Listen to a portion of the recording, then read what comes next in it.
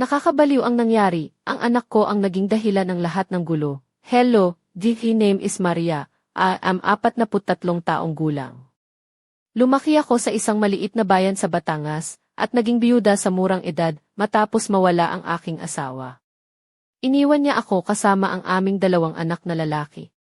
Habang lumilipas ang mga taon, nagkaroon ako ng pagkakataong mag-isip muli tungkol sa aking buhay, lalo na nang makita kong lumalaki ang aking mga anak at nagsisimulang magkaroon ng kani-kanilang mga landas. Ngunit sa likod ng lahat, ang pinakamaliit kong anak ang naging sentro ng aking mundo, at dito nagsimula ang isang hindi inaasahang kwento na hindi ko kailanman inakala na mararanasan ko. Minsan, habang nag-iisip tungkol sa hinaharap, naisip ko kung paano ko marahil mapapaligaya ang sarili ko, na matagal kong ipinagpaliban dahil sa responsibilidad bilang isang ina at biyuda. Ngunit ang iniisip kong muling pag-aasawa ay hindi naging madali, lalo na nang ang mga pangyayari sa aming tahanan ay nagsimulang magbago sa isang paraan na hindi ko maintindihan.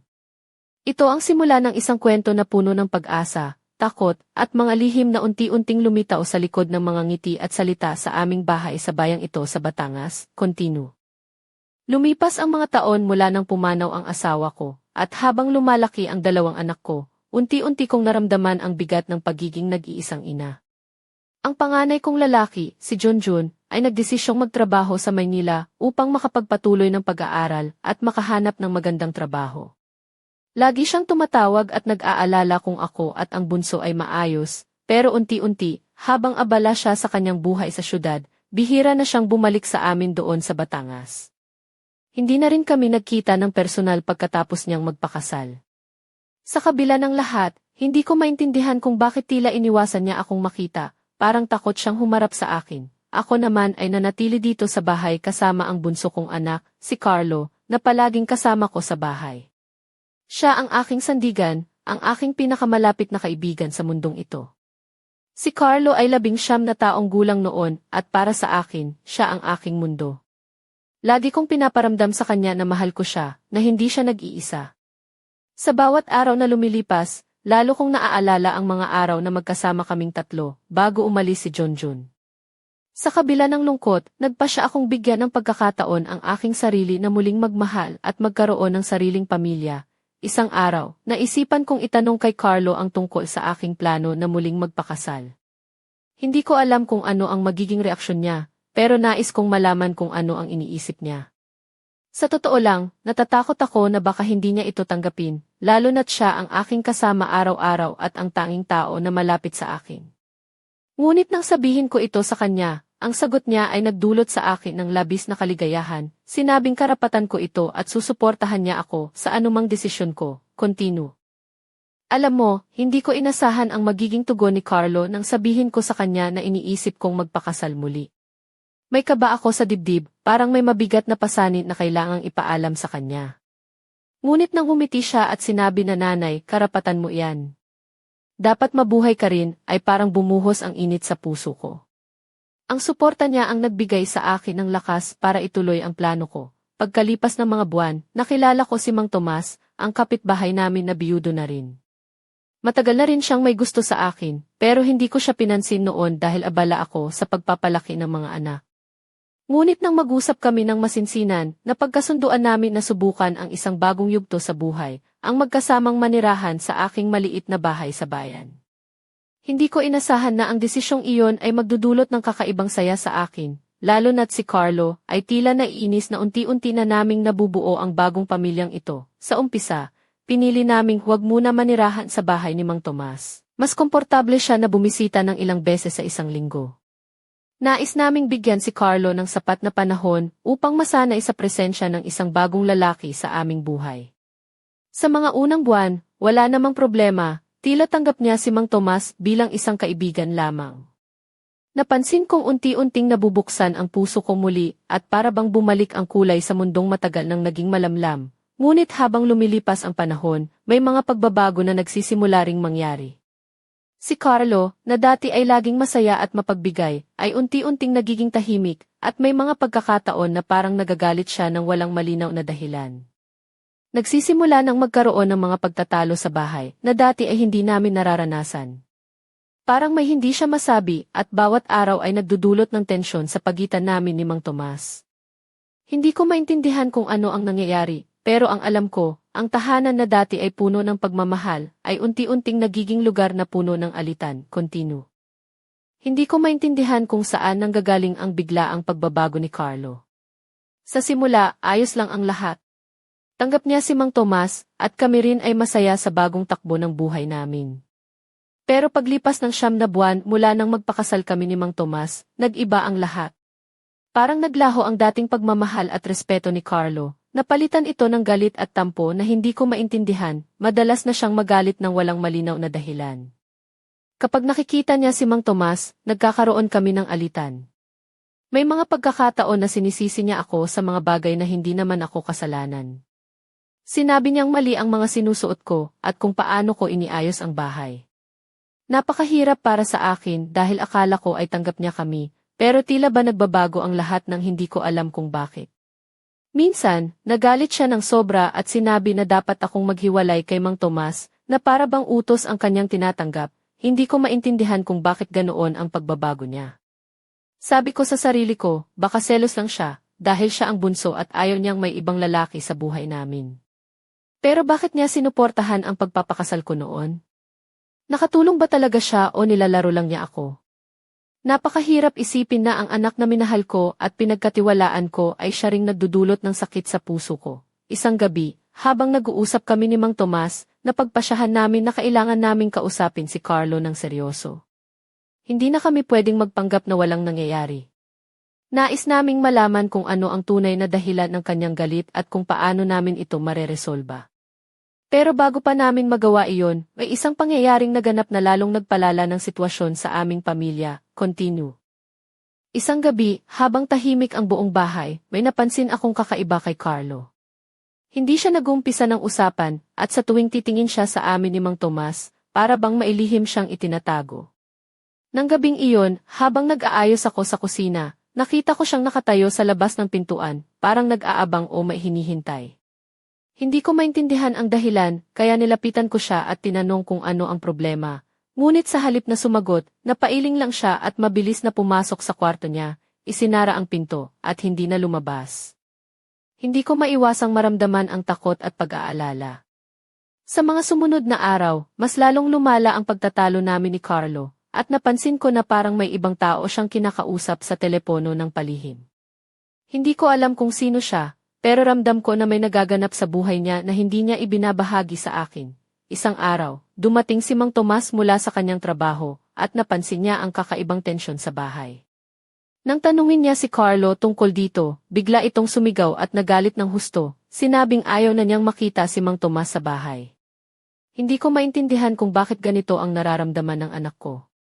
Para bang may malalim na sugat na hindi namin nalalaman, lumalim ang aming problema ng isang gabi, naabutan namin si Carlo na tahimik na umiiyak sa kanyang kwarto.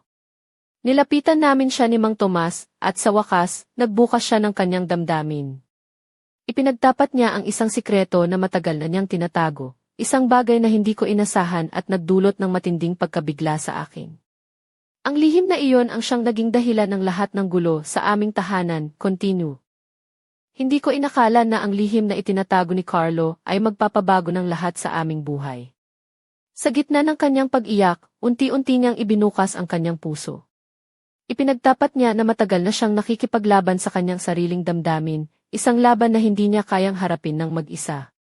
Hindi niya alam kung paano sasabihin sa akin o kay Mang Tomas, kaya pinili niyang itago ito. Sinabi niya na nararamdaman niyang hindi siya naintindihan at naiiwan sa bagong takbo ng aming pamilya. Na para bang ang pagdating ni Mang Tomas ay nagdulot ng pagkakawatak-watak sa aming relasyon. Ngunit higit pa riyan, may mga bagay na mas malalim pa sa simpleng selos o galit.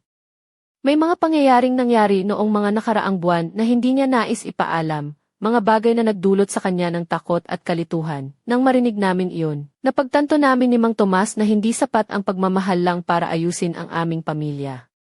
Kailangan namin ng bukas na komunikasyon, pagtanggap at higit sa lahat, pag-unawa sa bawat isa.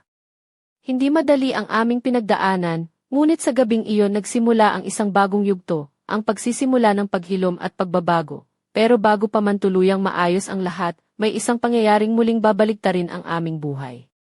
Isang lihim na hindi namin inaasahan ang muling bubukas ng pinto sa mga tanong at pagdududa. Ang tanong ngayon ay, handa ba kaming harapin ang susunod na unos na darating? Continue. Hindi ko inaasahan na ang naging pag-amin ni Carlo ay simula lamang ng isang masalimuot na kwento na magpapabago ng lahat sa aming buhay. Sa mga susunod na araw, ramdam ko ang bigat ng kanyang mga sinasabi, at ang mga tingin niya kay Mang Tomas ay nagiging mas malamig, puno ng pag-aalinlangan at takot. Napapansin ko rin na palihim siyang nag-uusap sa telepono sa mga oras na hindi namin siya nakikita, at unti-unting lumalayo sa akin ang anak na dati kong sandigan. Isang hapon, habang naglalakad ako sa palengke sa bayan namin sa Lipa, may nakilala akong isang matandang kapitbahay na tila may alam sa nangyayari sa aming pamilya. Sa isang hindi inaasahang pagkakataon, sinabi niya sa akin na may mga balitang kumakalat tungkol kay Carlo, mga lihim na maaaring magdulot ng gulo kung matutuklasan namin. Hindi ko maintindihan agad ang ibig niyang sabihin, ngunit ramdam ko na may panganib na papalapit. Nang umuwi ako, hinalugog ko ang mga gamit ni Carlo nang hindi niya nalalaman. Natagpuan ko ang ilang mga sulat at larawan na nagpatunay na may kakaibang relasyon siya sa isang tao na hindi ko inaasahan.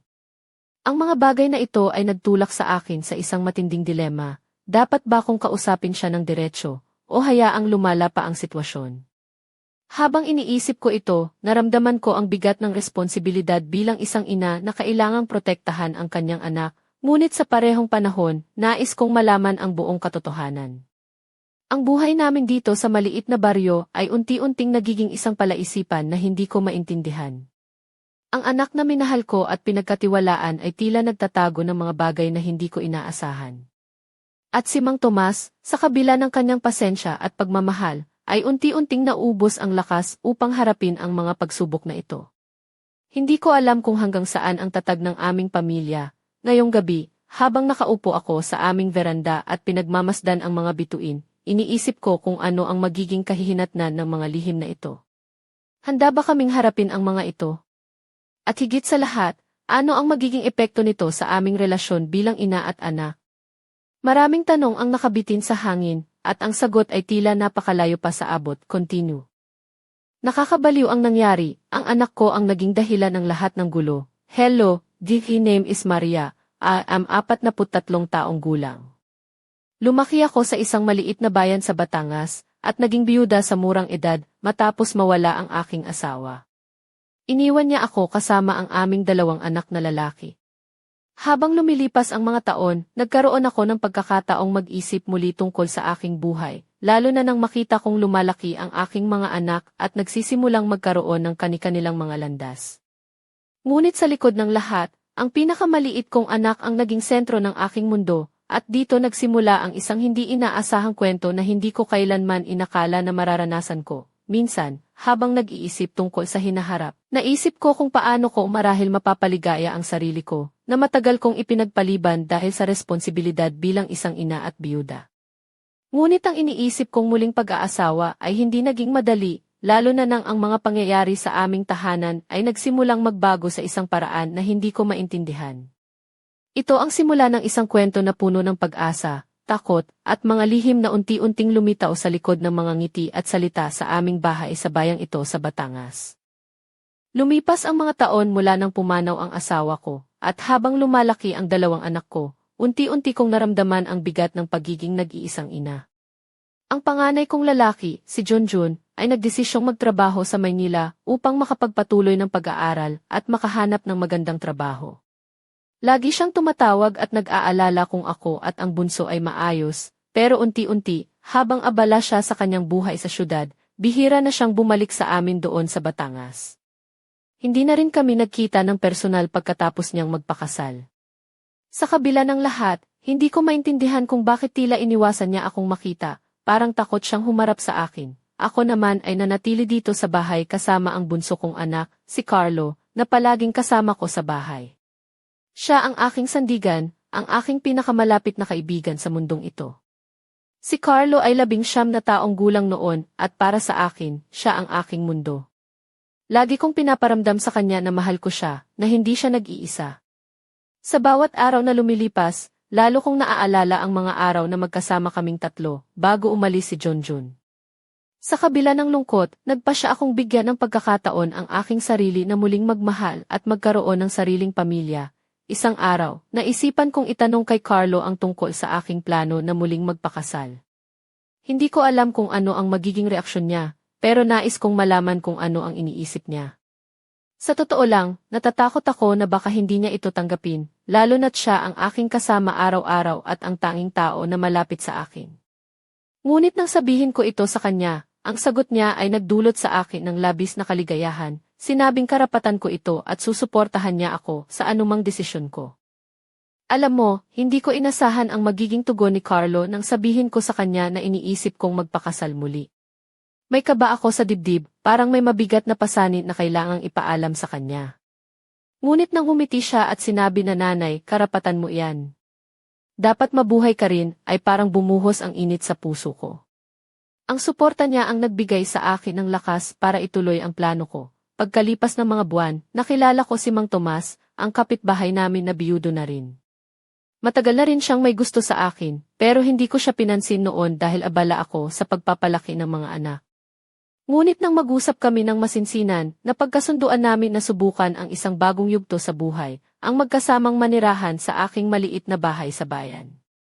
Hindi ko inasahan na ang desisyong iyon ay magdudulot ng kakaibang saya sa akin, lalo na't si Carlo ay tila naiinis na unti-unti na naming nabubuo ang bagong pamilyang ito. Sa umpisa, pinili naming huwag muna manirahan sa bahay ni Mang Tomas. Mas komportable siya na bumisita ng ilang beses sa isang linggo.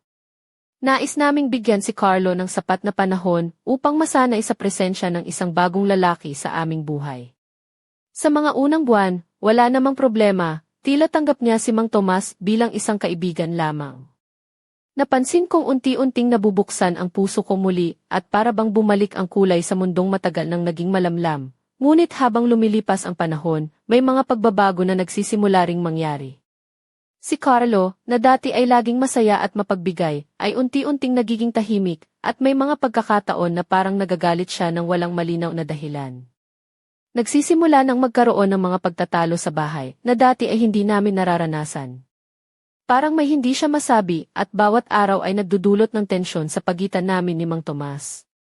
Hindi ko maintindihan kung ano ang nangyayari, pero ang alam ko, ang tahanan na dati ay puno ng pagmamahal, ay unti-unting nagiging lugar na puno ng alitan.